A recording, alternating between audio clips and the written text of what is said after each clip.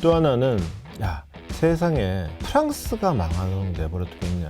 프랑스는 어쨌거나 저쨌거나 유로에서 1번 독일에 2번 프랑스인데 프랑스가 무너지면은 유럽이 무너지는 거다.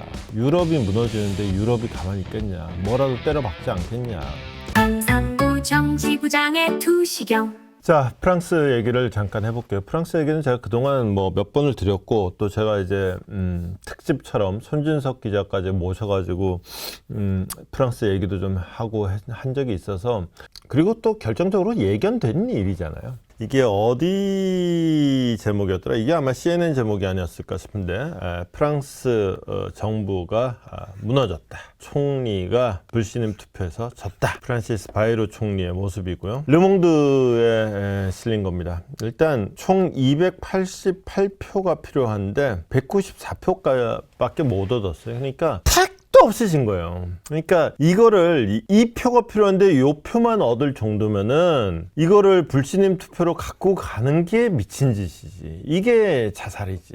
이게 그냥 자살골 넣은 거예요. 이게 뭐 예컨대 288표가 필요한데 200 뭐 한 70표를 얻었다 정도 되면은 뭐 표 계산이 잘못했다, 뭐 약간 섣부른 결정이었다, 뭐 그래도 정치적 도박이었는데 뭐 모험이었다, 뭐 이런 식의 판단이 나오겠지만은 이거 뭐 3분의 2밖에 못 얻는 이런 표를 얻었다 이러면은 이건 그냥 네가 총리하기 싫었구나, 그만두고 싶었구나, 자책골이다 라고 판단을 할 수 있겠죠. 반면 이 정부를 무너뜨리는데 찬성한 사람은 194와 비교해보면 364가 얼마나 큰 숫자인지 딱 알겠죠. 거의 2배입니다. 그러니까 지금 프랑스에서 여야의 구도가 지금 사실상 이렇다. 자, 어쨌거나 불신임안이 가결이 됐으니 신임안이 부결된 거죠. 말하자면은 재신임안이 부결된 거죠.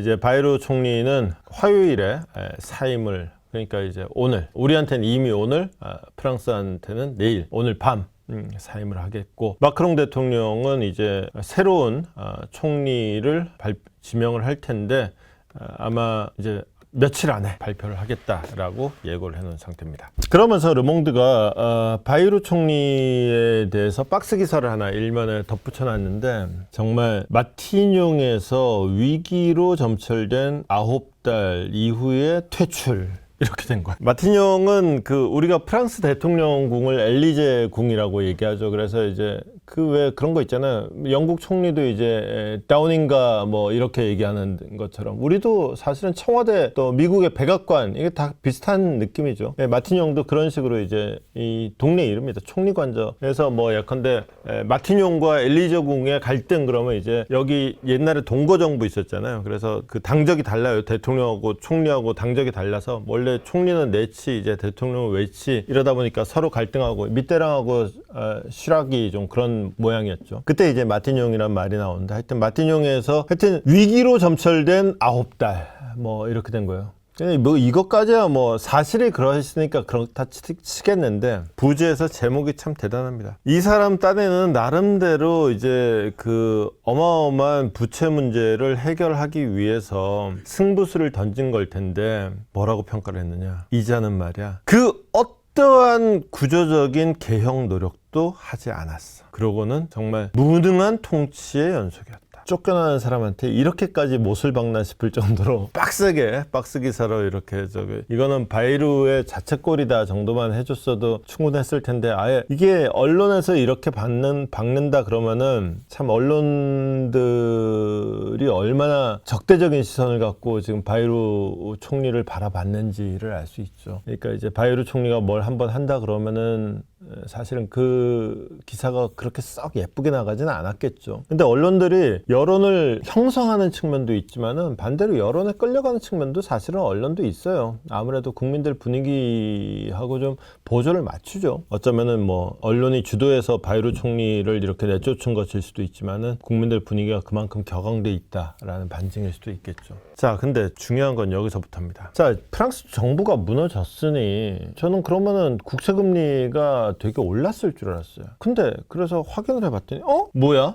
국채금리가 떨어졌네? 뭐지? 또 많이 떨어졌어요. 그러니까 이게 꽤 오른 상태에서, 근데 막상 불신임안이 처리되니까 신임 투표가 부결되니까 뚝 떨어진 거예요. 떨어져 버렸어. 어이? 뭐지? 이거를 지난 한 달하고 비교해 보면 더더욱 그런 거지. 지난 한 달 동안에 이제 그 바이로 총리의 그 불신임 투표는 지난달부터 예고가 돼 있었던 거잖아요. 그러니까 그때부터 쫙 올랐단 말이야. 근데 사실은 이 어제만 내린 게 아니라 며칠 전부터 내리고 있었어요. 그러니까 이제 쫙 오르는 동안은 불확실성이 계속 오르고 있었는데 사실은 이때쯤에는 이제 확실해진 거지. 이거는 통과되는 건 너무 당연한 거고. 그러니까 더 이상 이제 프랑스 정부 붕괴 이 말은 뉴스가 아니다. 그렇게 되니까 이제 돈 제대로 굴리는 사람들은 뉴스에는 반응하지 않죠. 오히려 뉴스가 되면 판다죠. 그러다 보니까 금리가 떨어졌다는데 그렇게 간단한 설명도 있지만은 좀 더 좀 복잡한 해석도 가능은 합니다. 그러니까 사실은 오히려 긴축 정책 자체가 워낙에 비현실적이었기 때문에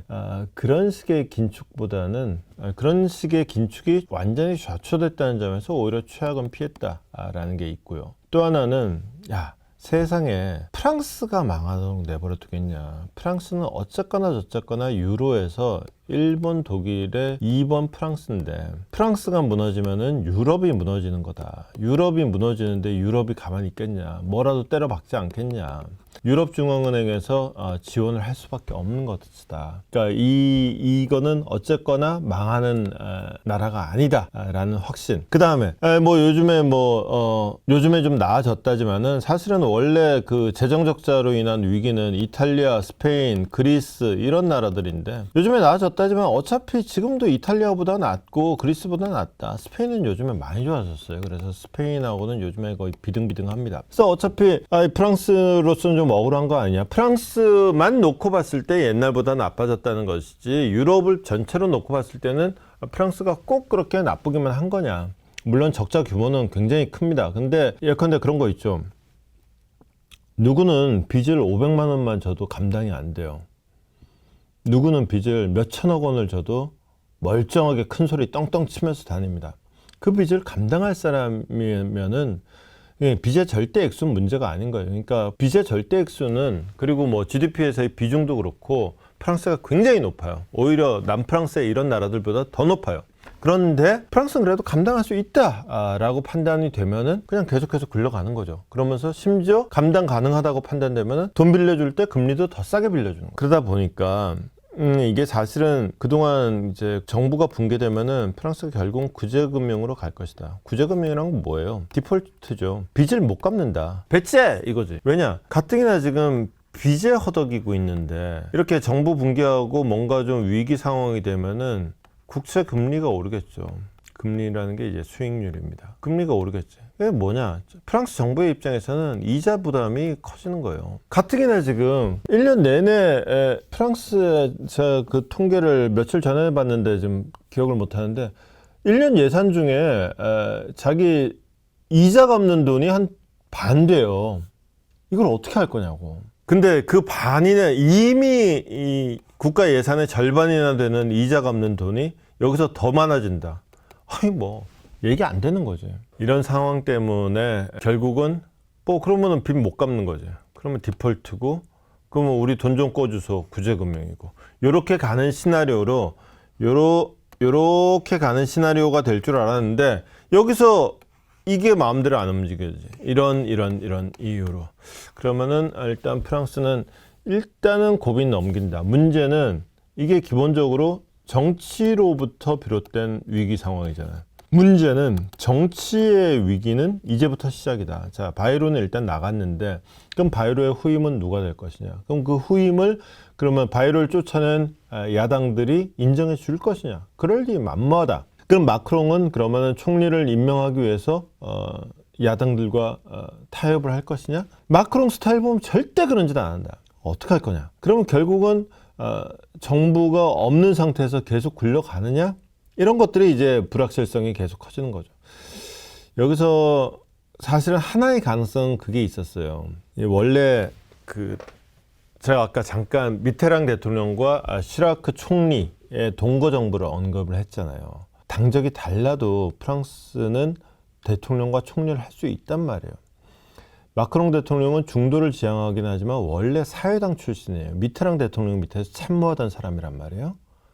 그러니까 지금 사회당과 손을 잡으면은 그러면 이제 마린 르펜을 왕따시키고 사회당하고 손 잡으면은 어떻게 국정이 굴러가지 않을까. 대신에 이제 마크롱으로서는 자기가 사회당에서 나올 수밖에 없었던 그 사회당에서 어떤 자기가 좀 동의하지 않는 부분을 좀 받아들여야 되겠지. 근데 마크롱은 그게 이제 싫겠죠. 어쨌거나 그 사회당과의 재결합이 저는 이제 내심 그 가능성을 생각했어요. 근데 그 가능성도 마크롱 본인은 모르겠는데 바이루 총리가 언급을 했더라고요. 어디서 언급을 했더라? 바이루 총리 자신이 그렇게 얘기를 했어요. 사회당 당소 올리비에 뽀레는 아니다. 내 후임으로 얘는 안 된다. 라고 딱 못을 받고 갔어요. 그러니까 사실은 뭔가 좀 프랑스 국정이 마크롱 자신으로서는 자존심 상하고 자신의 의지가 꺾이는 셈이 되겠지만은 그나마 좀 뭔가 조기 안정의 거의 유일한 가능성은 사회당과의 어떤 재결합, 야합 정도였는데 사실은 이게 마크롱이 자초한 이유로 돌아가는 거예요. 그러니까 뭔가 좀 정치라는 게 거래, 타협. 그래서 그 거래와 타협 과정에서 나는 A부터 Z까지 다 맞다고 생각하지만 그리고 B, C, E는 틀렸다고 생각하지만 경우에 따라서는 B, C, E 받아들여주고 몇 개는 받아들여주고 내가 맞다고 생각하는 거 몇 개는 포기해주고 이 과정을 거쳐야 되는 건데 마크롱이 그걸 단호하게 거부를 했고 그러다 보니까 좌우 모두에서 왕따를 당했고 결국 궁지에 몰려서 여기까지 왔다인데 이 와중에도 지금 바이루 총리가 나가면서 올리비에 뽀레는 아니다 라고까지 얘기를 하는 거 보면은 여전히 마크롱은 뭔가 좀 타협 이라는 점에 대해서는 좀 아직은 좀 생각이 없어 보이는 게 아닌가 싶기도 합니다. 오늘도 밝혀본다 두시경 너머의 진실 복잡한 세상 단 하나의 눈 기자의 시선이 그려낸 통찰